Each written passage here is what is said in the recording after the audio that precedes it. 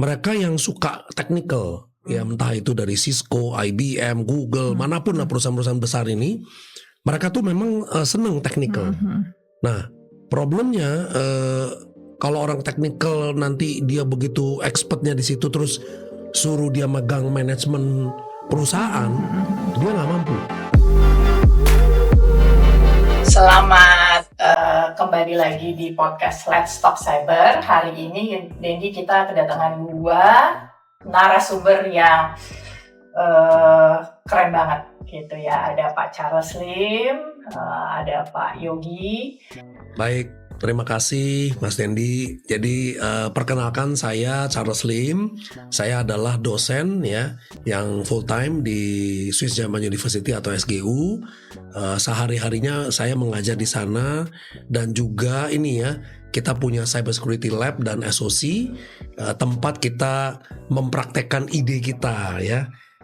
Karena menurut saya kalau teori tanpa praktek itu kayak kakinya cuma satu gitu ya, harus sepasang ya, teori dan praktek harus jadi satu. Jadi saya percaya bahwa kampus itu merupakan tempat kita ngerti, belajar, dan juga mempraktekkan ide kita. Nah, itu kalau di kampus. Kalau saya di luar kampus, saya juga banyak ikut membantu baik pemerintah, swasta, komunitas untuk membangun kompetensi ya, keamanan cyber. Karena kompetensi itu kan bukan hanya sekadar pengetahuan, tapi ada skill, termasuk people skill ya, awareness, itu juga termasuk semuanya.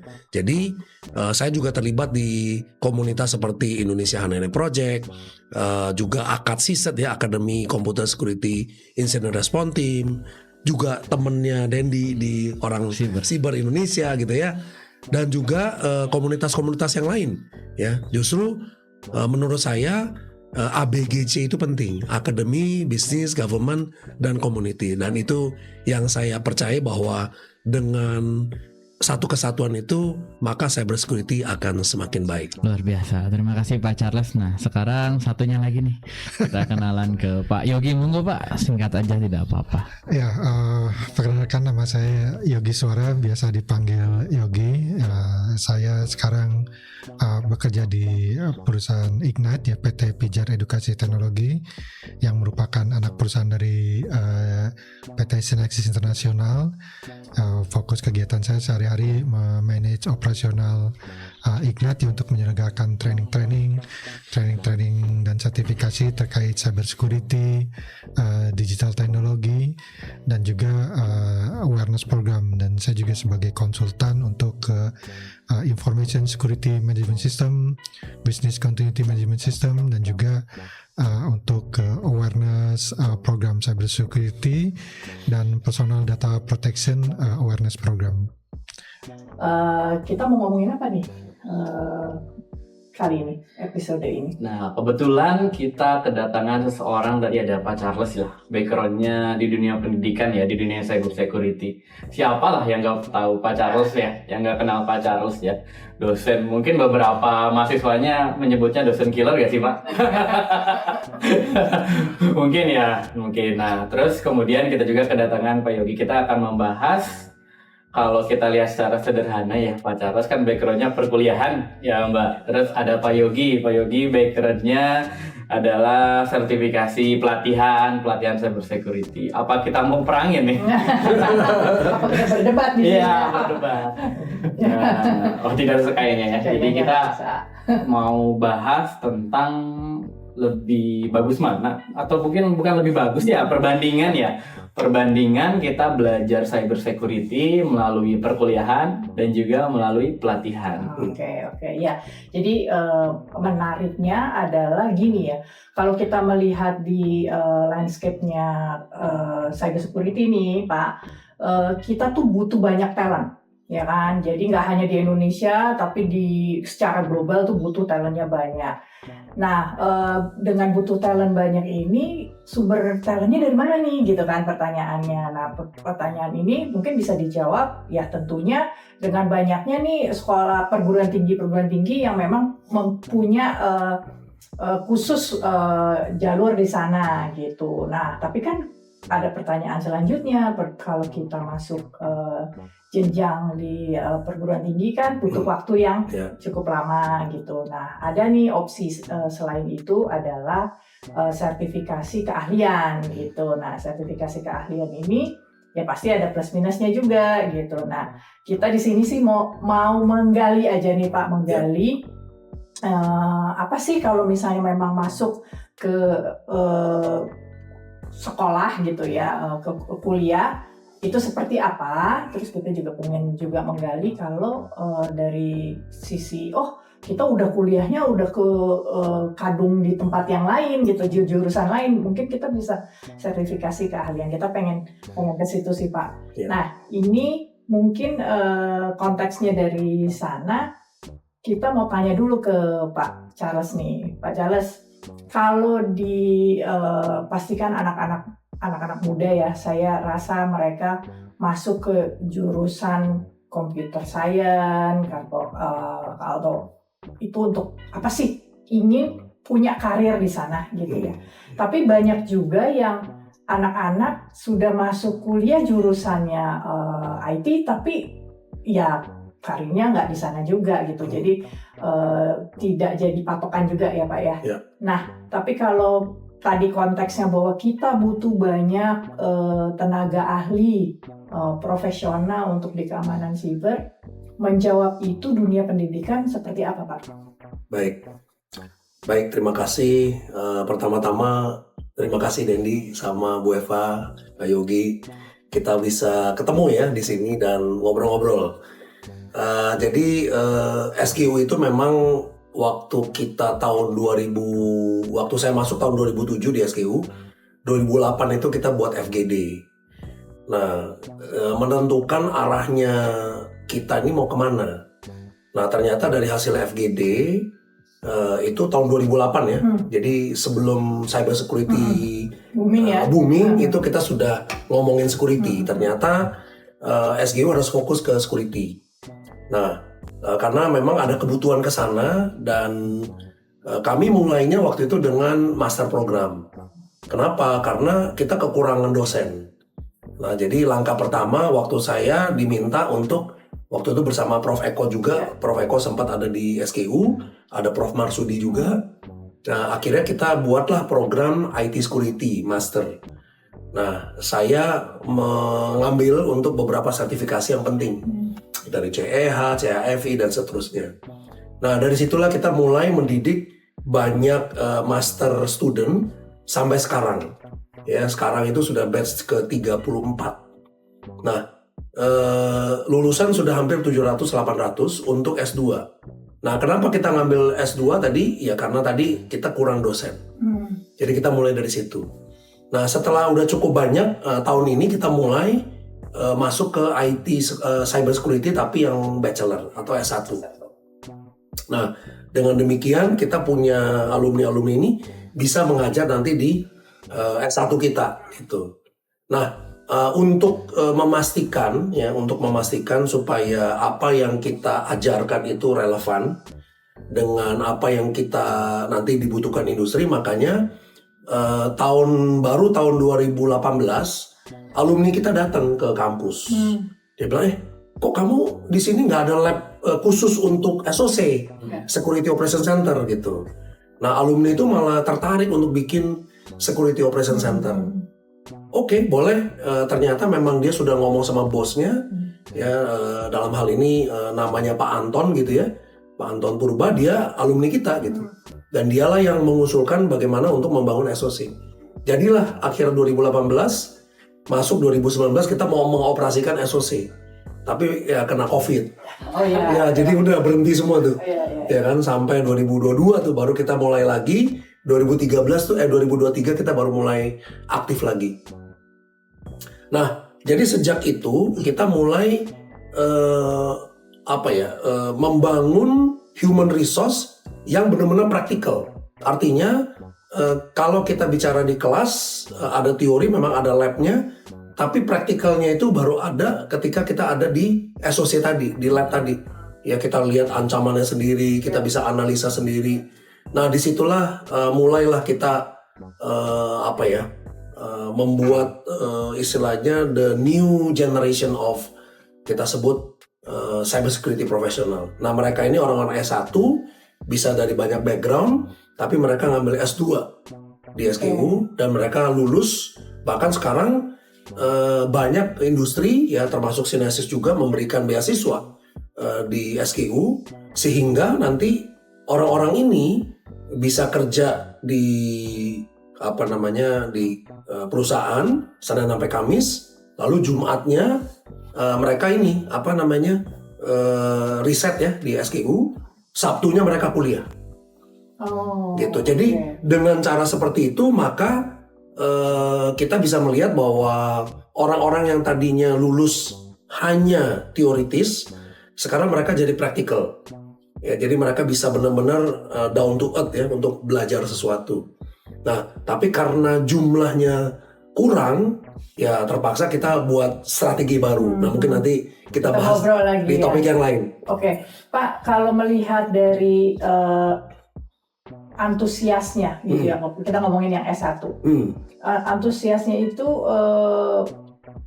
calon mahasiswa atau mahasiswi ini banyak tidak ya Pak ya yang ingin terjun ke bidang ini? Iya, kalau kita lihat kalau S2 ya, kalau S2 tuh aman karena banyak yang ini ya. Nah, yang S1 ini kan kita baru nih. Nah, sebelum kita fokus ke cyber security, kita memang ada kelas networking, network security ada. Dan dari kelas-kelas yang bukan khusus cyber security aja mungkin 30 kita cuma ada 2 atau 3 orang yang tertarik dengan cyber security. Jadi sedikit sekali. Sedikit sekali. Oke, kalau misalnya S2 itu berapa tahun ya Pak? S2 itu 1,5 tahun. 1,5 tahun. Nah, kalau S1 kurang lebih 4 tahun. 4 tahun ya. Jadi kalau melihat jangka waktunya juga panjang juga ya. Panjang. Dan untuk satu mahasiswa atau mahasiswi yang ingin terjun ke sana kan harus punya komitmen juga ya Pak. Betul. Nah ini menarik nih Debbie, karena di satu sisi kita butuh talentnya banyak, tapi kalau masuk ke dunia pendidikan, universitas butuh jangka waktu yang seperti itu. Mungkin kita bisa kulik dari sisi. Tapi biar berimbang kita tanya dulu nih Mas Yogi nih ya, dari sisi pelatihan nih Pak. Nah, pelatihan cyber security itu seperti apa, dan mungkin yang selama ini Mas Yogi lakukan, bagaimana tata kelolanya, kemudian bagaimana mempersiapkannya, dan mungkin kan di beberapa pelatihan ada yang diarahkan untuk ujian sertifikasi ya Pak, untuk examnya. Itu gimana nih Pak sekarang? Ya baik, sebenarnya terima kasih nih Bu Eva, Mas Tindi, Pak Charles ya. Ya memang ini kalau saya lihat ya dari dunia pelatihan sebelum masuk ke tata kelolanya, saya melihat memang pelatihan ini untuk mengisi adanya suatu gap ya. Tadi udah disampaikan juga oleh Pak Charles kenapa SGU juga sekarang mengembangkannya tidak hanya teori saja ya Pak yang betul tadi ya, tapi juga lebih ke praktikal. Nah ini memang yang dilihat di dunia industri ya. Di dunia industri ini memang ada semacam gap tadi, contohnya kebutuhan untuk orang yang punya keahlian cyber security itu masih minim. Kemudian juga lebih banyak ya akademisi sekarang itu lebih banyak di IT-nya gitu. Sekarang mulai cenderung berpindah ke cyber security. Nah, sementara di industri ini sudah sangat mendesak gitu ya, apalagi di zaman sekarang ini berkembang juga dengan macam-macam teknologi dan framework untuk pelatihan-pelatihan yang dikembangkan ya. Dulu mungkin contohnya katakanlah COVID ya, ITIL dari versi yang awal sampai sekarang itu terus berkembang gitu karena mengikuti teknologi. Nah sehingga di sini dari khususnya kami dari Ignite itu melihat adanya gap-gap yang terkait dengan cyber security. Kita coba melihat apa sih yang dibutuhkan gitu ya, dibutuhkan oleh mereka dan bagaimana misi gapnya, dan tentunya di sini mengacunya ke best practice dan standar yang sudah ada gitu ya, sehingga ini bisa sesuai dengan apa yang di industri sekarang menerapkan teknologi apa itu yang kita coba penuhi dengan berbagai macam sertifikasi. Contoh misalkan ya kalau sekarang ini lebih banyak ke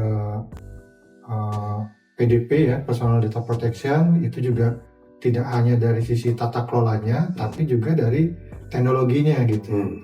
Teknologi juga harus mengikuti gimana suatu teknologi bisa ikut berkontribusi dalam perlindungan data pribadi tersebut gitu.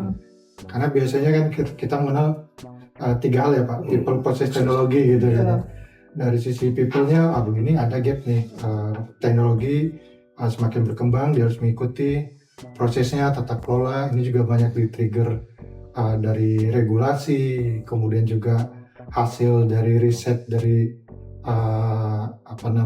akademisi, education tuh melakukan riset berbagai hal, sehingga ketemulah nih 3 hal ini, people, process, teknologi yang kita berusaha khususnya di Ignite ini memenuhi gap tersebut dari sisi people-nya.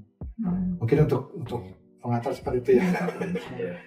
Berarti dengan kata lain ya, saya coba rangkum sedikit ya. Mohon maaf nih kalau salah nih. Kalau dari pandangan saya, sertifikasi itu ya yang Mas Yogi sampaikan itu sebagai solusi cepat gak sih Mas? Solusi cepat untuk memenuhi gap tadi ya. Memenuhi gap tadi. Sedangkan tadi kan Pak Charles sampaikan kalau misalkan kuliah itu perlu 1,5 tahun. 1,5 tahun, kemudian untuk S2-nya dan untuk S1 normal ya, sekitar 4 tahun gitu ya. Tadi disampaikan. Nah, melihat dari hal itu nih ya, kan banyak nih para teman-teman yang awal-awal join di cybersecurity, belajar cybersecurity dengan budget yang terbatas nih ya, harus memilih nih salah satu, apakah saya kuliah dulu, apakah saya cybersecurity dulu. Ya bagus-bagus ada kampus yang bayarin sertifikasi ya. Nah, dari pandangan kedua ahli ini nih ya, kedua bapak-bapak ini kiranya bagusnya seperti apa? Pasti punya best practice masing-masing ya, memilih menentukan itu. Semoga kita Pak Charles dulu nih yang boleh. Baik, terima kasih. Ya, jadi kalau kita lihat dari memang pendidikan itu juga perlu dan juga sertifikasi juga memang dibutuhkan. Nah, sebenarnya pendidikan itu keunggulannya di mana? Kalau kita lihat sebenarnya pendidikan itu membentuk mindset sebenarnya. Ya, cara berpikir, struktur berpikir. Ini yang paling penting sebenarnya kalau kita bicara pendidikan. Nah, ini yang sebenarnya ketika nanti mereka menghadapi masalah, nah struktur ini yang nanti yang akan keluar, akan muncul di permukaan. Ya, kalau training itu kan biasa praktikal, ya dia di hands on. Tapi strukturnya mungkin masih kurang. Nah, oleh sebab itu banyak mahasiswa yang datang ke kami, dia bilang, ya bahkan ada VP, sudah VP sekalipun, ya ada salah satu bank yang besar sekali, dia ngomong, Pak, saya mau belajar cybersecurity di sini. Lah bukannya Bapak ini VP cybersecurity? Iya Pak. Ketika kita di challenge gitu ya, untuk berpikir inovatif dan terstruktur, nah di sini saya perlu belajar. Nah jadi dia banyak yang datang ke SKU itu, salah satunya mereka ingin belajar terstrukturnya itu. Salah satu lagi adalah critical thinking. Ya, jadi mereka harus bisa mengerti sebuah masalah itu untung ruginya seperti apa dan bagaimana mempolakan ini menjadi sebuah semacam sebuah solusi. Nah ini yang mereka kadang-kadang sulit kalau belum dibentuk dari sisi structure thinkingnya ini. Nah, berbicara tadi mengenai sertifikasi, memang di SGU juga ada sertifikasi khusus untuk mahasiswa. Jadi memang sertifikasi kita ini sudah kerjasama dari Easy Council sudah lama. Barusan ini Komtia. Nah, tapi license kita ya memang khusus untuk mahasiswa. Jadi mahasiswa bisa ngambil di tempat kita lebih murah, gitu ya. Tapi kalau dia sudah lulus ya sudah, nggak bisa ngambil lagi, ya sudah selesai. Jadi dia harus ngambil ketika dia masih jadi mahasiswa. Nah jadi dengan kata lain, kalau dia belajar plus dia ngambil sertifikasi ketika di kampus, ya dia akan mendapatkan keuntungan yang luar biasa, gitu ya. Nah jadi satu, mereka dibentuk pola berpikirnya. Kedua, mereka ngambil sertifikasi untuk melengkapi mereka punya kebutuhan untuk tadi ya skill. Nah, cuma ini ada satu yang menurut saya saya coba nanya ke industri gitu. menurut Bapak Ibu sebenarnya skill lebih penting atau sertifikasi lebih penting? Mereka jawabnya kira-kira ketebakkah? Mereka bilang, Dua-duanya. dua-duanya, tapi yang lebih penting mana? Skill ternyata. Oke. Nah, jadi skill ini mereka pentingkan. Karena ketika mereka menghadapi masalah, skill itu menjadi prioritas. Ya.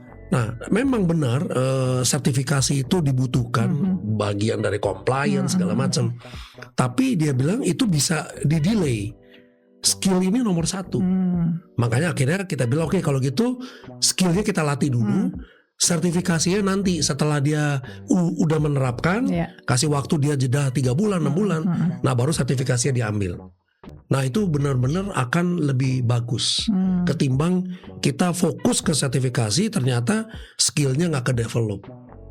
Jadi itulah kalau kita lihat dari sisi pendidikan ya formal itu kelebihannya di situ, tetapi juga harus di-develop skillnya. Baru nanti sertifikasinya. Kira-kira begitu cara pembentukan kalau kami di SGU, metode kami ya knowledge perlu, tapi habis itu skill, baru sertifikasi. Sebelum ke Mas Yogi nih, tadi saya tertarik nih Pak Charles terkait keuntungan nih, keuntungan. Saya pernah baca dari UI ya, dari Universitas Indonesia, dari S2-nya. Katanya kalau misalkan ujian sertifikasi, misalkan contohlah itu dia bisa tamat salah satu mata kuliah lah ya. Nah kalau di SGU ini bentuk keuntungannya itu kayak gitu atau gimana nih Pak? Ya, jadi gini. Kita karena sudah ada mata kuliah misalnya ethical hacking, ada forensik, kemudian ada web application security. Jadi sebenarnya training yang dibutuhkan itu sebenarnya sudah berkurang jauh. Yang dibutuhkan itu adalah praktek plus belajar soalnya. Jadi kita kurangin tuh waktu sertifikasinya karena dia sudah ngambil kelas. Jadi karena dia sudah ngambil kelas kita bisa kurangin. Misalnya dari 40 jam kita bisa kurangin tinggal 30 jam, 25 jam. Nah jadi itu benar-benar belajar prakteknya saja plus soal ujian untuk menyiapkan dia ke sertifikasi. Jadi dengan cara demikian kita bisa mengakselerasi sebenarnya pelatihan sertifikasinya gitu. Dengan tadi ya karena udah belajar di kelas kan, jadi tidak perlu mengulang lagi. Kira-kira begitu. Bahkan ada satu lagi yang kalau profesional datang ke kami, dia mau ambil S2, tapi dia sudah ambil sertifikasi. Nah, nanti kelas-kelas tertentu itu kita waive. Jadi dia tidak perlu ngambil, cuma ngambil soal ujian final aja. Yang penting nilai masuk ke dikti. Selesai. Jadi kita waive kelasnya karena dia sudah ada CEH. Misalnya, ya udah ethical hackingnya kita waive. Dia ngambil ujian final exam hanya untuk sebagai nilai saja. Sudah. Berarti kalau misalkan ada seorang nih jadi praktisi luar, sertifikatnya udah lengkap, dia nggak perlu belajar ya, tinggal ujian. Iya, jadi yang kan biasanya kalau ada beberapa kelas itu kan kelas-kelasnya kurang lebih 3 atau 4 lah. Nggak semua ya. Nggak semua. Jadi 3 atau 4 lah. Ya, nggak overlap juga ya. Enggak. Iya, saya sih setuju tadi sama statementnya Pak Charles Lim ya. Jadi kenapa dunia pendidikan itu masih penting? Yaitu tadi membentuk pola pikir ya Pak ya. Jadi pola pikir terstruktur, critical thinking, problem solving. Karena itu memang harus dibentuk dari muda sih. Betul. Gitu. Jadi nggak bisa ujuk-ujuk. Oh ya punya sertifikasi aja dicemplungin ke industri. Mereka akan terekspos dengan yang namanya masalah-masalah gitu ya. Nah itu masalah-masalah inilah yang harusnya di solve dengan critical thinking itu. Nah sekarang kalau sertifikasi nih kita beralih nih ke Pak Yogi, sertifikasi aja. Apa sih pro dan kontranya lah istilahnya gitu, kelebihan dan kekurangannya gitu ya dari sisi sertifikasi. Contoh mungkin nanti kita bahas case by case lah ya. Tapi kelebihan dan kekurangannya dari hanya tadi kan lebih mendevelop skill. Mungkin kalau sertifikasi itu keterampilan praktikal kali ya Pak ya, lebih ke sana gitu. Itu gimana Pak? Ya, baik ya, terima kasih Bapak. Ya, jadi memang Kalau dari sisi sertifikatnya, ini sertifikat ini kan sebenarnya ada bentuk pengakuan pengakuan atas keahlian seseorang. Jadi makanya kalau kita training pun biasanya ada dua training yang hanya training untuk mendevelop skill, dan satu lagi untuk sebagai pengakuannya apa, keahlian atas keahlian tersebut, yaitu diuji. Bahkan ada sertifikasi itu yang dia harus mensyaratkan dulu pengalaman kerjanya nih untuk bisa ambil sertifikasi tersebut. Mungkin kalau di pendidikan ada semacam poin apa ya Pak? Dulu saya tahu istilahnya kayak semacam KUM mengumpulkan semacam itu dulu. Setelah itu dia baru bisa ikut sertifikasi ini dan baru dapat sertifikat pengakuan karena itu nggak bisa kita katakanlah ujuk-ujuk baru selesai kuliah ambil sertifikasi tersebut kemudian kita dianggap lulus karena ada requirement tertentu dan memang tidak semuanya gitu ya.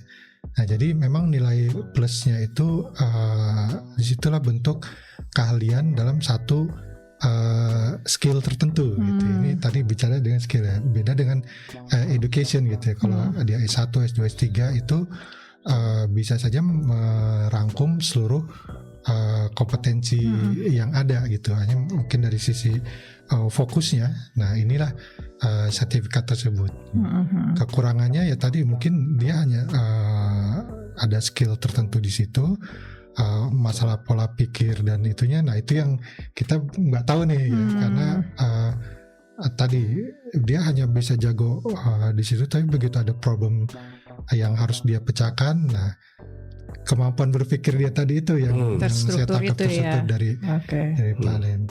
Dan saya juga ini mengacu ke standar NIST 800-50 ada namanya learning continuum. Learning continuum itu dimulai dari awareness, training, kemudian education. Nah, itu yang tertinggi.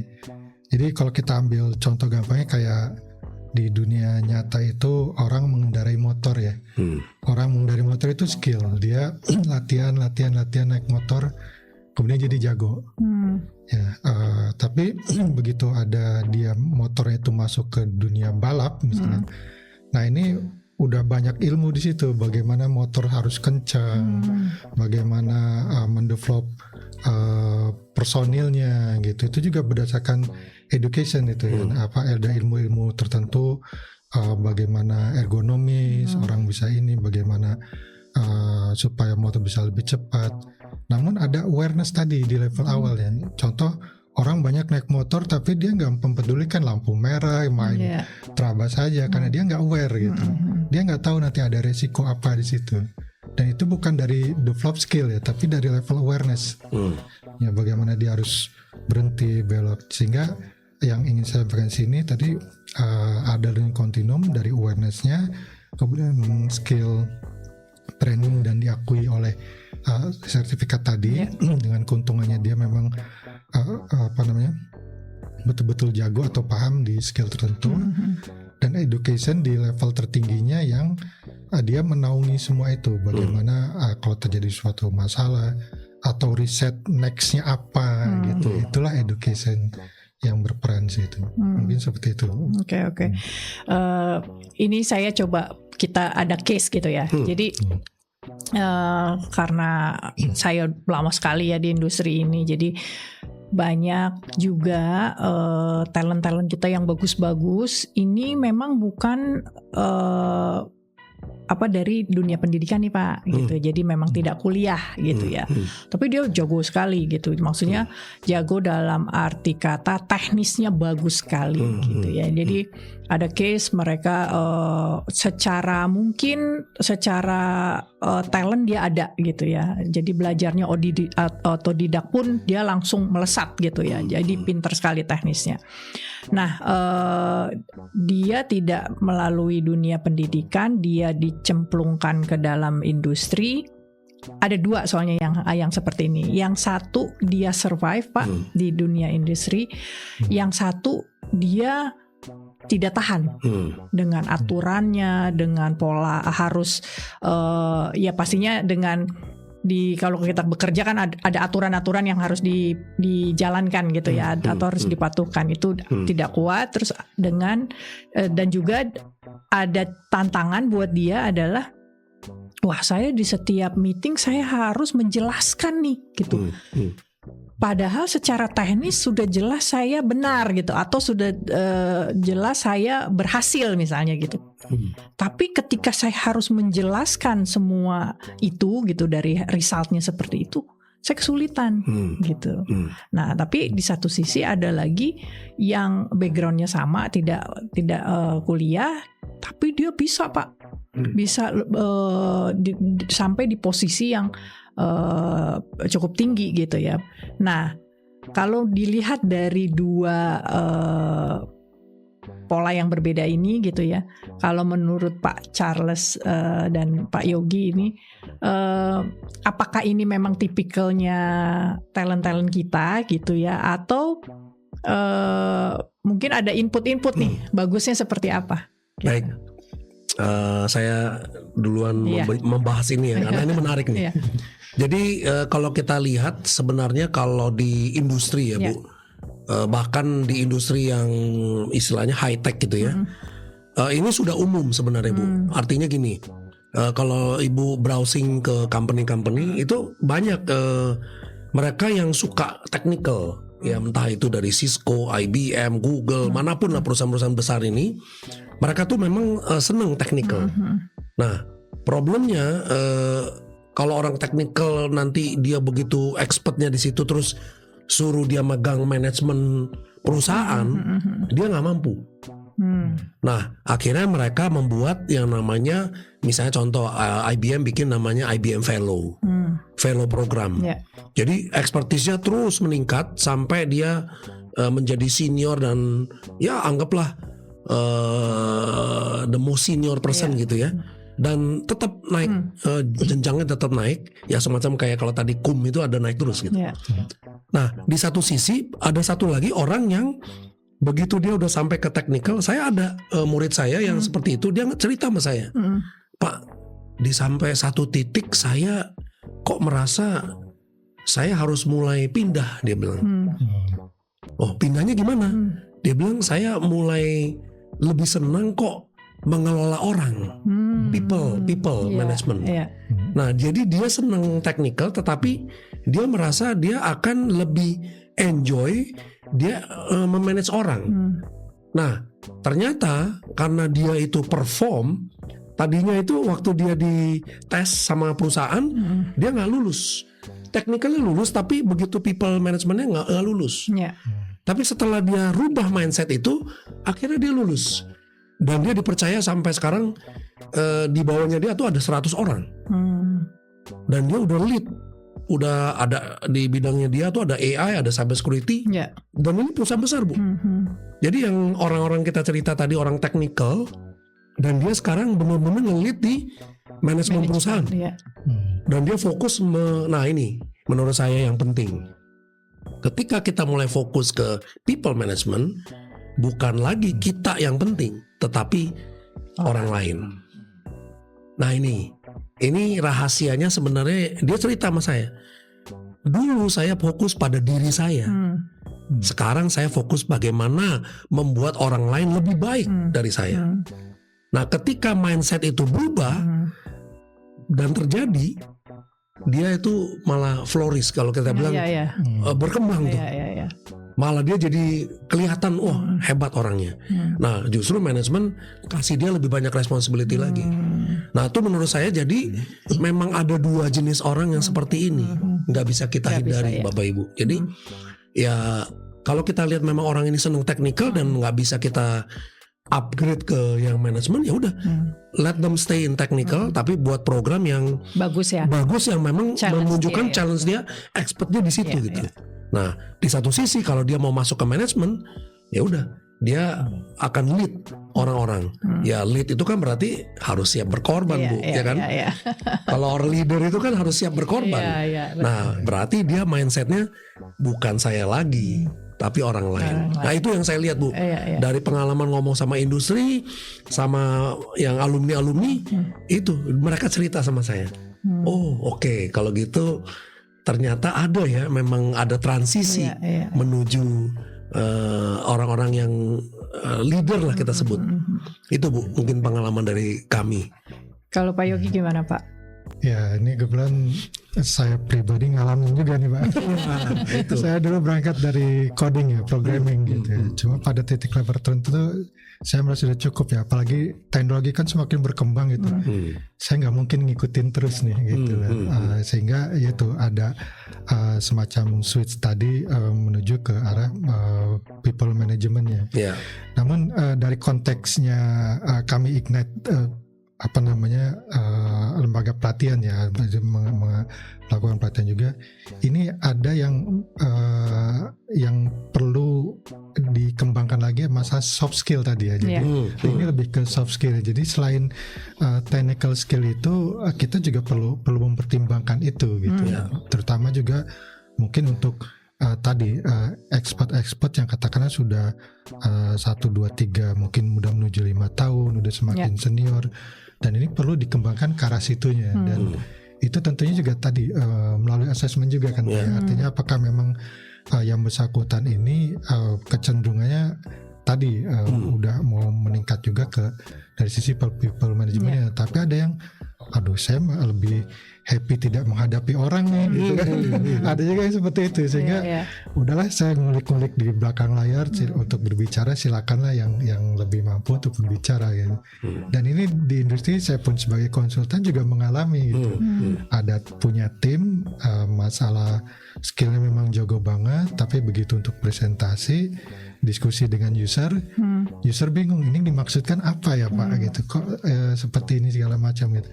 Akhirnya kita diskusi lagi yang dimaksud seperti ini, barulah ketemu. Dan inilah communication skill atau soft skill. Selain communication skill juga mungkin how to negotiate. Kadang yang betul-betul masalah teknis ya, kalau Pak ini hasilnya apa, dari user bisa nggak kira-kira misalkan nanti ini juga menghasilkan BCD gitu. Karena dia taunya begitu aja, kok cara komunikasinya nggak bisa Pak. User juga gimana sih ini, padahal kita ingin mendapatkan suatu hasil yang tidak hanya satu titik saja, bisa jadi user pengen seperti itu. Nah sehingga itulah yang saya tangkap ya. Jadi selain masalah hard skillnya, soft skill ini sangat perlu juga seperti itu. Menarik ya, luar biasa sekali. Tapi saya berangkat dari keluh kesah ya.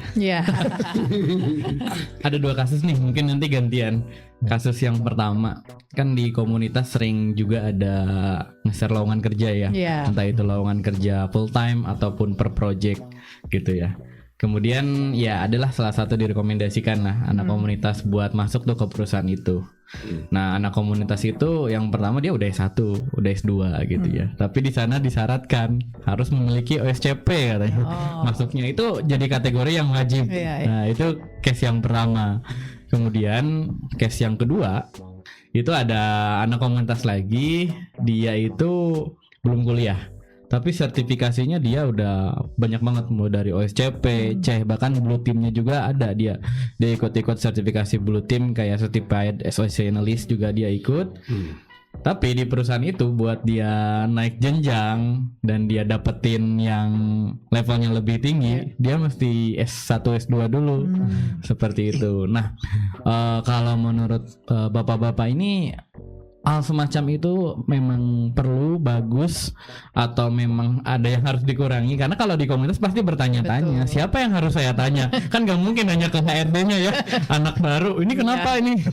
Ya itu sebenarnya apa sih yang dituntut dari hal seperti itu? Kenapa kita tidak ada sesi dulu pembuktian lah, skillnya sudah sejauh mana gitu ya? Karena pasti mereka pasti tertantang dan trigger lebih menarik seperti itu. Nah itu 2 case kayaknya masing-masing punya sudut pandang nih. Itu menjawab juga sih pertanyaan-pertanyaan kami ya Mbak. Yang banyak sekali tuh yang nanya begitu. Betul. Karena ini juga membuat keluh kesah beneran. Gitu. Ya baik, ini apa ya? Ini juga berangkat pengalaman pribadi juga ya. Jadi sepertinya memang banyak perusahaan-perusahaan gitu ya, entah itu swasta ataupun pemerintahan, BUMN segala macam gitu ya. itu memang berangkatnya dari requirement untuk perekrutan itu pendidikan dulu biasanya mereka. Alasannya saya juga nggak begitu paham ya, nggak bukan secara bayangan itu adalah cara paling mudahnya dulu mungkin ya Manslaughter itu. Mungkin ada regulasi tertentu, saya kurang tahu juga, mungkin dari Pak Charles ada info lagi tuh. Nah, masalahnya dari ini adalah masalah kebiasaan dulu ya, kebiasaan dari perusahaan-perusahaan yang mau merekrut itu. Kalau yang saya lihat memang kalau dari umumnya memang itu dari pendidikan dulu. Ya, setelah itu baru dilihat skillnya apa. Ya, mungkin saya melihatnya juga dari berangkat dari pola pikir tadi Pak ya. Artinya itu yang diharapkan dulu. Setelah itu katakanlah skill tadi masuk training, ya katakanlah gampanglah itu nanti karyawan akan ditrainingkan gitu ya untuk mendapatkan skill tertentu. Nah ini saya melihat ada perusahaan atau instansi yang memang dia berangkatnya dari situ gitu ya. Sehingga kita mungkin bisa memakluminya, yang diharapkan kenapa katakannya dia nggak ke D3-nya gitu ya, mungkin juga katakan ke STM gitu. Ini sesuai dengan apa ekspektasi dari pekerjaan atau job role dan job skill yang diinginkan itu ya, sehingga mungkin ada mindset juga, kalau masalah skill katakan tadi ya training CIFI, CIPM dan sebagainya, oke lah nanti setelah dapat yang minimum dari knowledge-nya S1 katakanlah, setelah itu nanti akan dikembangkan gitu ya, melalui seperti itu. Nah, tapi ada juga ya perusahaan-perusahaan yang memang dia nggak pandang bulu dia dari latar belakang S1, S2 segala macam, tapi karena ada requirement yang dari sisi job role dia dan job desk-nya mensyaratkan punya keahlian tersebut dan bukti bahwa dia ahli tersebut apa. Pertanyaan kayak itu, Pak, saya udah training ini, training itu, tapi udah punya sertifikatnya ada nggak? Nggak ada Pak. Nah itu agak susah ya. Untuk pembuktiannya adalah dia harus punya sertifikat. Sertifikat itu menyatakan bahwa Anda sudah diuji ini. Sudah melalui passing grade minimal sekian. Nah itulah keuntungan tadi, mungkin sekalian jawab tadi. Keuntungan punya sertifikat itu bahwa dia memang sudah teruji. Nah seperti itu. Jadi ya balik lagi ya. Jadi kalau misalkan kita ya tadi kalau berangkat di keluarga saya kesulitan mencari kerja karena ABCD ini, ya mungkin kita perlu memilah-milah dulu nih gitu ya, memilah-milah dulu. Atau kalau memang kita punya target tersendiri, ya cobalah kita tadi luangkan waktu. Mungkin sekarang juga ada program karyawan atau mungkin semacam universitas terbuka yang saya kurang tahu ya apakah dia ada juga yang terkait IT atau security. Jadi bisa saja dia mau berangkatnya dari pemegang sertifikasi dulu, kemudian dia mau kerja, dia cari perusahaan yang memang mensyaratkan sertifikat tertentu ya, tapi begitu dia ada menginginkan perusahaan yang ingin saya kejar, dia harus S1 dulu ya, mau nggak mau dia harus berusaha mengejar itu karena mereka sudah punya sistem yang nggak bisa diubah begitu saja gitu ya. Atau ya balik lagi tadi, saya nggak tertarik untuk melanjutkan pendidikan, saya ngajar sertifikasi aja, ada kok peluang-peluangnya. Mungkin saya sebagai freelance gitu, yang bisa juga memenuhi untuk itu ya pekerjaan. Ngomong-ngomong Pak, ya kalau di industri nih yang sekarang sertifikasi yang menawan apa sih Pak? Mungkin singkat aja misalkan untuk red team ini, untuk blue team ini, menurut Bapak aja. Ya ini apa ya, saya agak ini juga ya. Kadang yang namanya sertifikasi marketing. Enggak apa, santai aja, ini kita ngobrol aja. Enggak apa-apa. Kita pertama ada melihat tren juga ya. Jadi ada tren keahlian dibutuhkan saat ini apa. Tapi yang kalau di sisi basic ya misalkan ethical hacking itu perlu. Cuma sekarang siapa yang mengeluarkan ini gitu kan. Sebenarnya enggak cuma kita tadi bicara itu kan udah tren milik brand milik perusahaan tertentu gitu ya. Sementara di luar sana sebenarnya banyak juga yang mungkin dari OSCP seperti tadi gitu ya, yang bisa seperti itu. Mungkin kita bisa seperti itu. Nah, balik lagi pertanyaan, mana yang paling penting sekarang? ya kembali ke minat ya. Kalau orangnya sekarang ini lebih ke data privacy lagi banyak dibutuhkan, mungkin kalau yang dari basicnya sarjana hukum ya dia bisa mengikuti kayak CIPP gitu ya, practitioner, atau ke lebih ke untuk ke DPO-nya, privacy managernya, atau ke teknologinya, CIPT teknologi. Kalau lebih ke skill set untuk networking ya mungkin dari Cisco ya, Cisco Academy itu kan banyak kali. Nah, itu bisa seperti itu. Itu juga tergantung ke peminatan. Kalau dia lebih ke programming juga banyak juga kan. Sekarang lebih ke DevSecOps gitu. Bagaimana kalau di tadi ya mungkin dari Easy Council juga dia punya tuh yang apa namanya, certified programming Java atau apa gitu, itu bisa seperti itu. Akhirnya kembali ke peminatnya dulu gitu. Kalau kita maksain ngajar itu sementara itu bukan apa ya, bukan dia gitu, bukan passionnya bukan di situ passionnya ya. itu agak susah nanti mengikutinya. Mungkin itu pendapat saya. Makasih Pak Yogi ya. Selanjutnya ke Pak Charles nih. Ya. Tadi terkait tadi, tapi mungkin sekalian aja ya ditambahin. Kan kalau tadi saya nanya rekomendasi sertifikasi ya ke Pak Yogi. Kalau Pak Charles rekomendasi kuliah kali ya. Ya kalau SGU jelas, nanti sebutin aja Pak yang duluan. Ke bawahnya kalau ada yang lain monggo Pak. Gitu. Gak ada kontrak, jangan nyebutin yang lain kan. Ini kan untuk edukasi aja. Baik. Monggo Pak. Ya, jadi kalau kita lihat sertifikasi yang sekarang ini misalnya dibutuhkan, itu kan biasanya disebabkan karena ada job dan mungkin ada proyek tertentu yang mensyaratkan, oh kalau kamu mau ngambil proyek ini, ya kamu harus punya orang ini, ya kan? Itu biasanya syarat dari proyek atau dari jobnya, gitu. Itu pasti. Nah, mau tidak mau, kalau saya sering memberikan saran kepada industri, ya kalau Anda mau seperti itu ya, kalau Anda mau cepat ya udah hunting dan dapat, ya udah, yang penting dia bisa jadi karyawan Anda bisa dapat project. Nah, tapi ada catatan, mungkin orang ini nggak akan bisa stay lama. Biasanya 1-2 tahun dia cabut. Ya, saya kasih warning dulu gitu kan. Nah, lalu gimana baiknya? Ya, Anda harus growing organically. Artinya, ya Anda harus punya orang-orang yang Anda tumbuh kembangkan dari karyawan Anda. Nah, caranya bagaimana? Ya tadi kita mulai dengan misalnya orang S1 ini kita lihat nih. Nah, ini kalau orang ini nanti mau kita calonkan ke arah sini, nah berarti kita akan didik dia nih.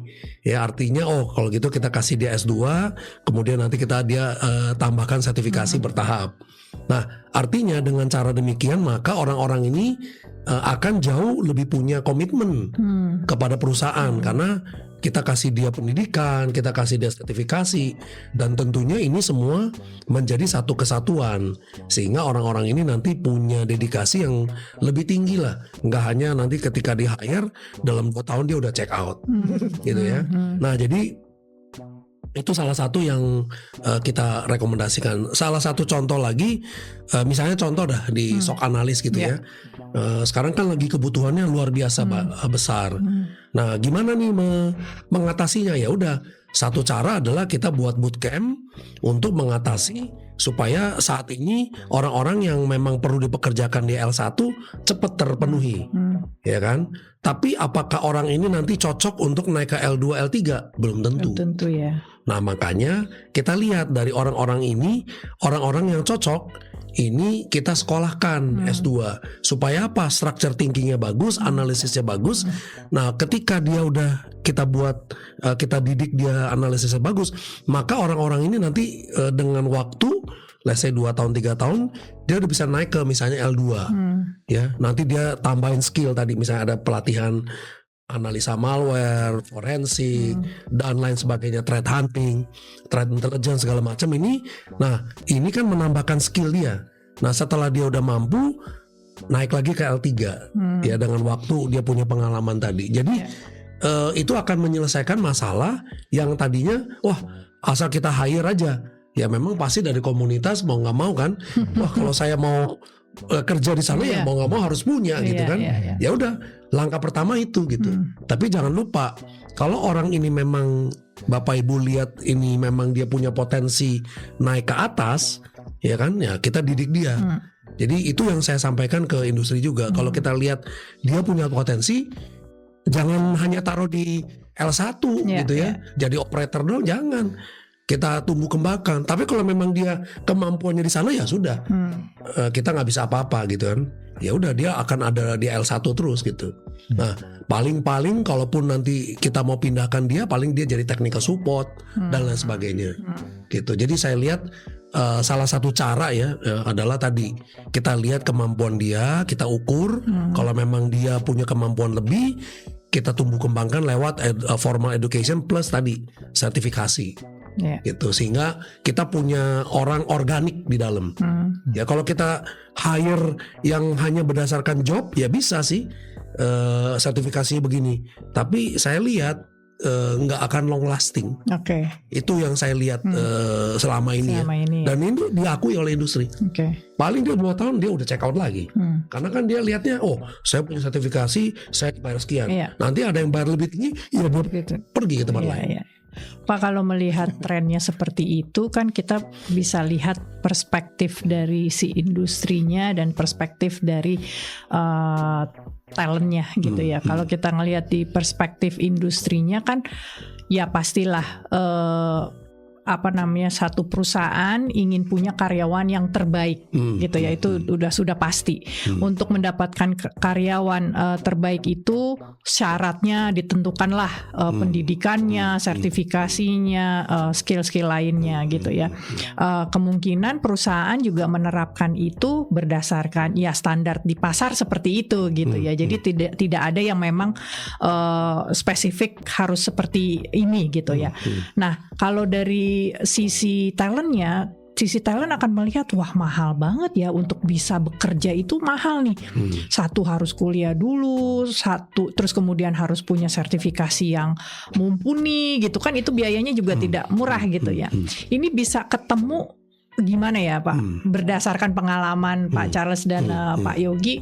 Karena kalau industrinya sudah pasang kualifikasi yang harus udah tinggi banget. Di sisi lain talent kita berlimpah tapi biayanya mahal untuk bisa masuk ke sana gitu ya. Untuk bisa ketemu nih gimana Pak? Ya, jadi ketemunya adalah di skill Bu. Jadi gini, kalau memang yang kita cari adalah skill, ya dibuat aja kalau istilahnya kalau di perusahaan kan namanya corporate ladder kan, ada tangganya gitu kan. Nah jadi dia punya skill level 1, level 2, level 3, level 4, level 5 misalnya gitu kan. Nah sehingga ketika dia masuk memang dia mau fokus ke skill technical tadi, ya udah dia punya jenjang ke sana. Sehingga dia merasa dihargai kan, karena dia nggak merasa wah kok gaji saya cuma segini terus gitu kan, tapi dia punya skill. Nah skillnya ini dibuktikan dengan apa? Oke, nextnya kamu harus punya sertifikasi ini, nextnya kamu harus punya terus misalnya, dan akhirnya dia bisa mencapai apa yang dia mau.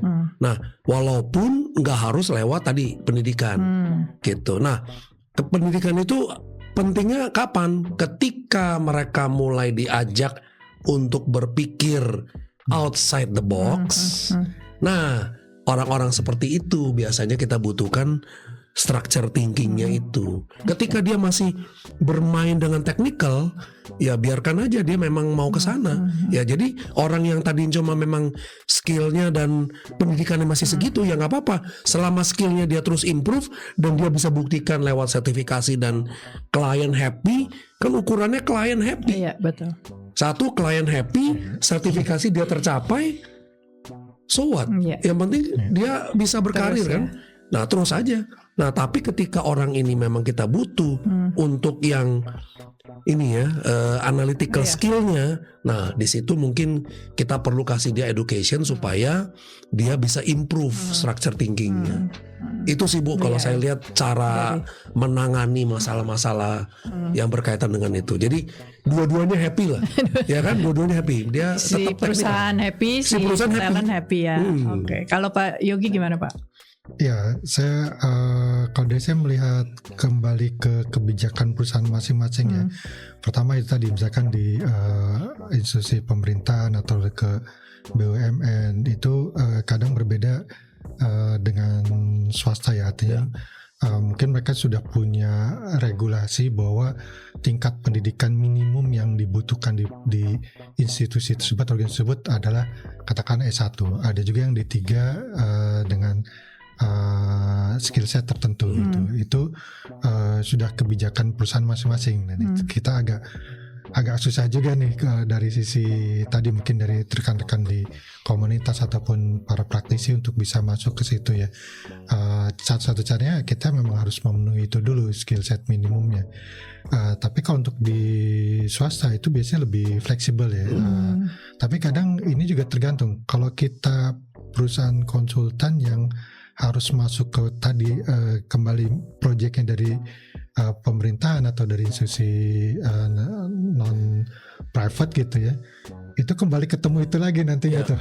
Setiap proyek ya minimum S1 dengan katakanlah punya skill set project manager, punya tadi juga mungkin sekarang zamannya ISO ya, ISO 27001 gitu. Nah itu yang kita juga nggak bisa menghindari gitu. Sehingga akhirnya ada kita mencarinya kombinasi yang katakanlah yang punya minimum requirement untuk itu dulu kita penuhi dari tingkat pendidikan, kemudian nanti dari baru cari skill setnya. Tapi kalau untuk mendukung pekerjaan tadi secara teknisnya, oke, mungkin yang S1 dengan baru mendapat sertifikat yang masih baru tapi skillnya belum mencukupi, ya kita rekrut lagi tadi yang kita nggak bicara dia punya S1 S2-nya tapi dia punya sertifikat banyak ya, sehingga bisa jadi yang technical ini di belakang layarnya lah gitu. Jadi ini bentuk kompromi untuk bisa memenuhi tersebut gitu. Sehingga ya baik laginya kita melihat strategi kita nih bagi swasta, mungkin kalau yang bukan consulting dia langsung merekrutnya bisa dua hal ya. Kalau dia memang punya regulasi harus minimum pendidikan tertentu ya itulah yang harus dipenuhi. Tapi kalau nggak ada ya saya rasa nggak ada salahnya bisa langsung merekrut itu. Kan kadang melihatnya lagi dari sisi budget ya Pak. Dari budget perusahaan untuk merekrut orang tuh apa. Ada yang mungkin oke lah dengan skill set tertentu dia tidak punya sertifikat tertentu, tapi dengan strategi perusahaan nanti dia akan bisa mendevelop. Ya mungkin pada saat rekrutmennya dia cari yang dari sisi attitude-nya baik, yang mungkin dari sisi communication skill-nya cukup baik. Nah nanti tugas dari perusahaan tersebut dia akan mendevelop, mendapatkan sertifikatnya apa, mungkin juga sampai ke disekolahkan lagi tadi pendidikan. Jadi itu saya melihatnya memang kembali ke strategi dari perusahaan masing-masing seperti itu. Oke, makasih Pak Yogi, Pak Charles. Tadi ada yang belum kejawab kayaknya. Rekomendasi kuliah kalau apakah harus jurusannya, kan udah ada ya jurusan keamanan siber atau jurusan IT juga. Ya.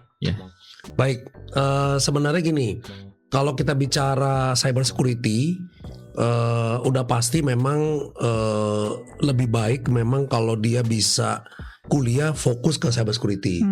Tapi untuk bisa kuliah cyber security, backgroundnya nggak selamanya harus dari IT. Ya, kita ada kok kampus di kampus itu yang backgroundnya teknik sipil, psikologi, terus ada yang accounting gitu ya, ada yang ekonomi. Menurut saya sih sebenarnya nggak masalah. Yang penting adalah passionnya dia. Nah kita tahu dari mana ya? Ketika dia kan di kampus itu kan ada beberapa ujian yang harus dia lewati. Kalau di kampus kami ada bahasa Inggris, ada TPA gitu ya, ada satu lagi matematik. Ya itu pasti diuji gitu ya. Nah kita tidak terlalu melihat sampai dia harus nilainya tinggi-tinggi banget.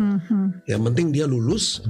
Nah yang kita cari adalah pada saat kita interview dia. Nah, bener nggak dia punya passion di sana? Karena orang yang mau belajar cyber security memang harus dia passion. Dan menurut saya belajar apapun lah. Ya apa dia mau jago skydiving atau dia mau jago apapun, dia memang harus passion dan memang benar-benar dia niat di sana. Nah, ketika kita interview dia akan kelihatan dia memang niat nggak. Kalau niat akan kelihatan memang dia memang mau. mau belajar dan dia fight. Kalau saya bilang istilahnya fight to the end. Kalau bapak saya bilang kamu harus fight sampai titik darah penghabisan. Gitu kan. Nah kalau orang-orang seperti itu yang kita cari sebenarnya. Gitu ya. Jadi nggak peduli sebenarnya mau backgroundnya apa. Nah memang kalau dia kuliah cyber security akan lebih terarah. Tapi background sebenarnya doesn't matter sepanjang dia mau. Itu aja sih. Kalau dari saya itu. Iya. Ini kembali ke skill base ya Pak ya. Kan kalau tadi bilang wah mestinya approach-nya memang dari skill gitu ya. Kalau di luar negeri itu Pak rekrutmen itu sudah sedikit Pak yang mengharuskan punya S1, S2 gitu ya. Jadi mereka lebih ke skill based recruitment. Nah, kayaknya perusahaan-perusahaan di Indonesia yang startup gitu ya, terus perusahaan digital itu sudah juga arahnya ke sana gitu ya. Ini berita baik juga gitu. Nah, cuman memastikan bahwa skill based recruitment ini kualitasnya bagus, itu dilihat dari mana ya Pak ya? Itu kalau boleh sharing gitu ya. Ini juga bagus buat perusahaan-perusahaan startup atau perusahaan-perusahaan yang digital yang merasa kita nggak perlu lah S1 atau S2 gitu. Yang penting dia bisa mengerjakan ini. Jadi butuh skill ini. Cuma untuk memastikan bahwa dia punya skill itu dengan baik itu bagaimana? Ya, jadi ada beberapa sih Bu caranya. Pertama kita bisa melakukan semacam assessment singkat. Ya, assessmentnya bisa written, assessmentnya juga bisa interview. Nah, selain daripada itu rekomendasi. Ya, jadi kalau ada orang yang bisa merekomendasi dia, memang nih dia udah pernah ngerjain project saya dan dia udah buktikan. Jadi ada beberapa yang bisa menguatkan bahwa memang orang ini punya skill. Ya, tadi kita tahu assessment dia, 2 tadi lewat interview, yang ketiga lewat rekomendasi. Gitu. Jadi dengan adanya 3 ini akan saling mendukung bahwa orang ini memang qualified. Gitu. Itu menurut saya yang paling akurat lah ya untuk bisa meyakinkan kita orang ini memang punya skill. Ya di luar tadi ya sertifikasi. Kita bicara sertifikasi itu kan satu sisi lagi. Tapi kalau tanpa sertifikasi, ya mungkin 3 area ini yang perlu kita lakukan. Contoh kemarin juga kita mau ngerekrut untuk orang bootcamp misalnya. Ya kita lakukan pre-assessment dulu. Yang kita assess apa? Pengetahuan IT dasar aja. Dia ngerti gak sih komputer bekerjanya gimana? Program bagaimana sih bekerja gitu kan? Ya yang basic-basic lah. Networking itu sebenarnya ada aplikasi client server misalnya. Hal-hal yang sederhana. Nah kalau dia mengerti itu berarti secara umum berarti pengetahuan IT-nya oke. Nah baru kita lanjut dengan interview. Nah yang terakhir baru ada nggak rekomendasi misalnya dari dosennya atau dari kaprodinya kalau dia tempat dia kuliah atau memang dari tempat dia terakhir sekolah lah. Ya, entah itu SMA, SMK sorry. Kira-kira gitu sih. Jadi buat anak-anak muda juga nih penting juga ya membangun portfolio dari muda ya. Betul. Dari mulai mereka SMA atau SMK kalau mereka sudah punya portfolio itu sebetulnya bisa buat bukti juga ya. Betul. Ini saya udah punya nih skill ini. Dia bikin aplikasi untuk orang lain seperti itu. Ya kan? Itu kan boleh. Bagus juga tuh approach-nya. Nah, kalau Pak Yogi, kalau dari sisi sertifikasi kan misalnya perusahaan-perusahaan maunya skill based recruitment aja lah, kita nggak usah S1 asal punya sertifikat A, B, C, D. Ini memastikan bahwa memang kualitasnya bagus itu apakah ada jaminan atau tidak nih Pak? Iya, memang ini kalau kita bicara people memang ada banyak parameter ya. Jadi misal kalau yang ditujunya skill set tertentu ya mau gak mau kita memang mengikuti framework yang ingin dituju dari skill set tersebut ya. Ya misalkan kayak COVID dia punya framework sendiri, dia mau ke arah information security management, ya itu juga ada framework, katakan kita mengikuti standar ISO. Nah itu yang bisa dipenuhi. Namun tadi yang di balik itu semua tadi ada standar minimum. Mungkin kalau saya lebih senangnya lebih ke attitude ya, lebih ke attitude yang baik. Kalau itu susah kita dapatkan, setinggi apapun kualifikasi dia punya, itu bisa menjadi, ya bahasa anak sekarang, menjadi toksik lah gitu. Toksik bagi tim, toksik bagi customer gitu, karena dari sisi attitude atau perilaku yang ini, sehingga kita dari sisi perusahaan-perusahaan juga mungkin ini ya udah menjadi standar minimum terlebih dahulu gitu. Kalau misalkan skill set, oke lah, kita bisa bangun gitu. Mungkin seperti itu yang pandangan saya. Ya, makasih ya Pak Yogi, Pak Charles, luar biasa sekali ya pembahasan kali ini. Ingin rasanya bahas lebih banyak lagi ya, karena waktunya terbatas ya.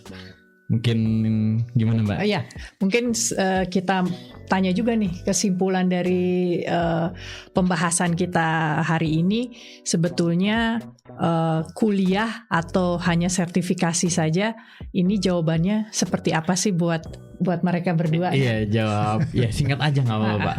Menurut masing-masing ya, nggak ada yang nggak usah dipaksa gitu. Nggak usah ideal nggak apa-apa. Ya kalau saya memang keduanya penting ya. Itu kembali tadi, kalau yang saya pikirkan, kita target kita mau masuk kemana nih, industri mana gitu ya. Kalau kita punya target lihat industri katakanlah yang lebih ke seksi sektor pemerintahan gitu ya, itu udah punya aturan baku yang kita nggak bisa merubah itu, kecuali kita ya mengikuti. Ya, tapi kalau kita katakanlah punya keterbatasan ataupun ya nggak mau mengejar itu, ya kita mesti switch dan kita kembangkanlah skill kita itu tadi, portofolio. Kalau buat yang baru fresh graduate ya mungkin ini pada saat kuliahnya juga perlu aktif gitu ya, jangan diam-diam aja, pengalaman berorganisasi, karena bagi yang fresh graduate pengalaman organisasi itu sangat penting ya, melihat dia ini mampu bekerja sama nggak sih gitu dengan tim gitu ya. Itu buat jadi bahan pertimbangan. Di luar itu ya kalau misalkan tadi sektor swasta, wah ini ada nih yang tidak mensyaratkan pendidikan, tapi dari sisi requirement sertifikasi ya kita kejarlah itu. Jadi kalau dari kesimpulan saya, tergantung industri mana yang mau kita tuju ya, itulah yang harus kita kejar. Ya, kalau dari saya apapun industrinya, kalau dia memang fokusnya di operasional, technical, ya berarti skill base. Tapi ketika dia mulai masuk strategik, mulai manajemen, nah berarti orang ini diharapkan bisa contribute yang lebih high level. Artinya ya structure thinkingnya, critical thinkingnya, problem solvingnya. Walaupun problem solving di operasional juga perlu gitu kan. Tapi disitulah menurut saya pendidikan itu akan make a difference gitu ya. Jadi ya sekali lagi, kalau dia hanya sampai di level operasional, ya skill cukup, sertifikasi cukup. Tapi ketika dia sudah mulai dituntut tadi lebih, ya dia menjadi leader. Nah di sini nih berarti structure thinkingnya harus sangat-sangat dominan. Itu menurut saya. Oke, berarti dari jawaban dua narasumber kita, berarti setuju ya bahwa pendidikan penting, sertifikasi juga jika mampu, jika bisa akses ke sertifikasi juga bagus. Kombinasi dua ini harusnya bisa membawa talent tersebut ke jenjang yang lebih tinggi. Jika ingin lebih tinggi lagi, ada hal-hal khusus yang misalnya tadi leadership, critical thinking yang memang harus terus diasah. Oke, mungkin itu saja Dendi pada hari ini. Terima kasih untuk dua narasumber kita, keren banget. Semoga ini bisa jadi wawasan juga, bukan cuma untuk industrinya, bukan cuma untuk talentnya, tapi kita harapkan semua stakeholder yang berkepentingan gitu ya membangun talent-talent di Indonesia juga bisa mendengar nih, gitu. Terima kasih sekali lagi. Sampai jumpa di episode selanjutnya.